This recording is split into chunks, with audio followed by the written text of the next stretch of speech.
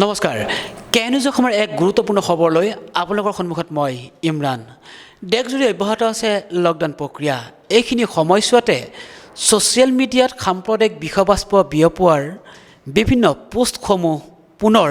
গাঢ় হোৱা পৰিলক্ষিত হৈছে এইবাৰ তেনেকুৱাই বিতৰ্কিত পোষ্ট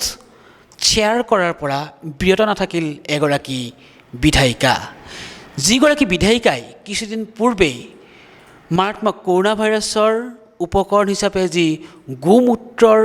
ব্যৱহাৰৰ কথা কৈ সৰব চৰ্চা লাভ কৰিছিল সেইগৰাকী বিধায়িকাই এতিয়া সাম্প্ৰদায়িক মন্তব্য শ্বেয়াৰ কৰা পৰিলক্ষিত হৈছে হয় আমি ক'ব বিচাৰিছোঁ হাজো বিধানসভা সমষ্টিৰ বিধায়ক সুমন হৰিপ্ৰিয়াৰ কথা আৰু শেহতীয়াভাৱে সুমন হৰিপ্ৰিয়াই এটা সাম্প্ৰদায়িক পোষ্ট শ্বেয়াৰ কৰি তেওঁ যি এক প্ৰকাৰ নিকৃষ্ট মানসিকতা সেই মানসিকতাৰ পৰিচয় দাঙি ধৰা পৰিলক্ষিত হৈছে এইকাৰণে আমি নিকৃষ্ট মানসিকতা বুলি ক'ব বিচাৰিছোঁ যিহেতু সুমন হৰিপ্ৰিয়া এগৰাকী তথাকথিত ব্যক্তি নহয় ৰাজনীতিত প্ৰৱেশ কৰাৰ পূৰ্বেও তেওঁ দুখনকৈ জনপ্ৰিয় অসমীয়া চলচ্চিত্ৰৰ পৰিচালক আছিল কিন্তু তেওঁ পৰৱৰ্তী সময়ছোৱাত ৰাজনীতিত প্ৰৱেশ কৰি হাজো বিধানসভা সমষ্টিৰ পৰা বিধায়ক হিচাপে তেওঁ নিৰ্বাচিত হয় এতিয়া প্ৰশ্ন হৈছে এগৰাকী বিধায়িকাই যদি এনেধৰণৰ সাম্প্ৰদায়িক বিষবাষ্প বিয়পোৱাৰ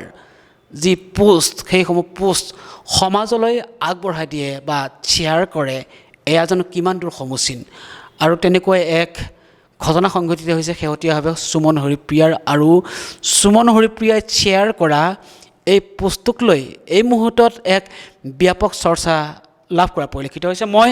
আপোনালোকক পোষ্টটো দেখুৱাব বিচাৰিছোঁ এয়া হৈছে সুমন হৰিপ্ৰিয়াৰ যিটো ফেচবুক একাউণ্ট এইটো ফেচবুক একাউণ্ট যদি সম্ভৱ হয় মই বিদ্যুতক দেখুৱাব অনুৰোধ জনাইছোঁ এইটো সুমন হৰিপ্ৰিয়াৰ ফেচবুক একাউণ্ট আমি গৈ আছোঁ তললৈ তেওঁ বিভিন্ন ধৰণৰ পোষ্টসমূহ তেওঁ সামাজিক মাধ্যমত দিয়া পৰিলক্ষিত হৈছে কিন্তু এটা পোষ্ট দেখিলে হয়তো নিশ্চয় আপুনিও স্তম্ভিত হ'ব যিটো পোষ্ট শ্বেয়াৰ কৰা পৰিলক্ষিত হৈছে হাজো বিধানসভা সমষ্টিৰ বিধায়ক সুমন হৰিপ্ৰিয়াই এই পোষ্টটো দেখুৱাব বিচাৰিছোঁ এই পোষ্টটো আমাৰ হাতত আহি পৰিছে এয়া সুমন হৰিপ্ৰিয়া এইটো হৈছে সুমন হৰিপ্ৰিয়াৰ প্ৰফাইল এয়া সুমন হৰিপ্ৰিয়াই শ্বেয়াৰ কৰা পৰিলক্ষিত হৈছে এই পোষ্টটো ইয়াতে লিখা হৈছে দীপ হিন্দু নামৰ কোনোবা এজন ব্যক্তিয়ে এই পোষ্টটো দিছিলে আৰু এই পোষ্টটো শ্বেয়াৰ কৰিছে সুমন হৰিপ্ৰিয়াই এয়া সুমন হৰিপ্ৰিয়াৰ প্ৰফাইল পিকচাৰ আমি সুমন হৰিপ্ৰিয়াৰ যিটো ফেচবুক একাউণ্ট সেই একাউণ্টৰ পৰা দেখুৱাইছোঁ পোনপটীয়াকৈ দেখুৱাইছোঁ তেওঁ এইটো শ্বেয়াৰ কৰিছে যি দীপ হিন্দু নামৰ ব্যক্তিগৰাকীয়ে এই পোষ্টটো আগবঢ়াইছিল এইটো শ্বেয়াৰ কৰিছে বিধায়িকাগৰাকীয়ে ইয়াতে লিখিছিলে কোনো মুছলমান দোকানৰ পৰা একো বস্তু নিকিনিব আৰু একো নাখাব ভাৰতৰ 22 কোটি মুছলমানে কঁকালত টঙালি বান্ধি লৈছে হিন্দুক শেষ কৰিম বুলি আৰু এই ভিডিঅ'টো যিমান পাৰে শ্বেয়াৰ কৰক তেনেকুৱাকৈ লিখা আছে আচলতে এইটো দীপ হিন্দু বুলি এজন ব্যক্তিয়ে পোষ্টটো তেওঁ আপলোড কৰিছিল আৰু এই পোষ্টটো শ্বেয়াৰ কৰিছে সুমন হৰিপ্ৰিয়া মই পুনৰবাৰ আপোনালোকক সুমন হৰিপ্ৰিয়াৰ যিটো ফেচবুক একাউণ্ট এই একাউণ্টটো দেখুৱাবলৈ বিচাৰিছোঁ আপোনালোকে চাই লওক এয়া হৈছে সুমন হৰিপ্ৰিয়া প্ৰাক্তন সাংসদ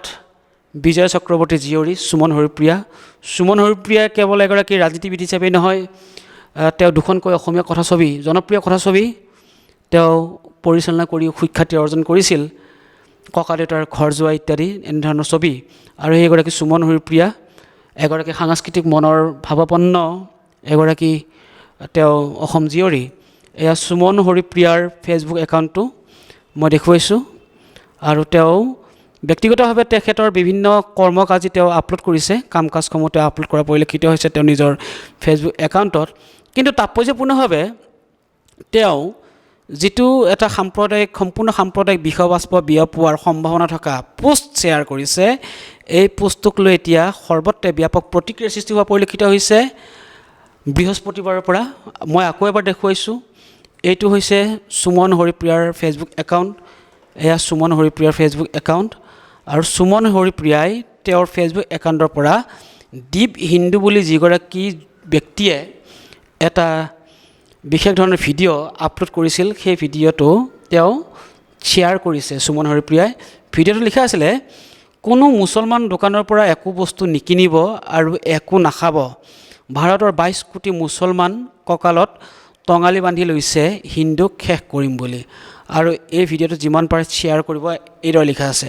আৰু এয়া আছিল সুমন হৰিপ্ৰিয়াৰ যিটো ফেচবুক একাউণ্টৰ পৰা তেওঁ যি ভিডিঅ'টো শ্বেয়াৰ কৰিছে এই ভিডিঅ'টো শ্বেয়াৰ কৰাৰ দৃশ্যপট আমি দেখুৱাইছোঁ এয়া এক বাস্তৱ প্ৰতিচ্ছবি এয়া কোনো এলাপচা ব্যক্তি এগৰাকীয়ে শ্বেয়াৰ কৰা এইটো পোষ্ট নহয় এগৰাকী বিধায়কে শ্বেয়াৰ কৰিছে আৰু কৈছোঁৱেই তেওঁ হৈছে হাজো বিধানসভা সমষ্টিৰ বিধায়ক সুমন হৰিপ্ৰিয়া এতিয়া প্ৰশ্ন হৈছে যি সময়ত সমগ্ৰ দেশতে বিশেষকৈ আমাৰ ভাৰতবৰ্ষত এক প্ৰকাৰ ঘোৰ অমানিশা নামি অহা পৰিলক্ষিত হৈছে অসমতো 200তকৈ অধিক কৰোণা ভাইৰাছৰ সংক্ৰমিত হোৱা ব্যক্তিৰ দেহত কৰোণা ভাইৰাছ প্ৰায় লক্ষণসমূহ ফুটি উঠা পৰিলক্ষিত হৈছে যাৰ ফলশ্ৰুতিত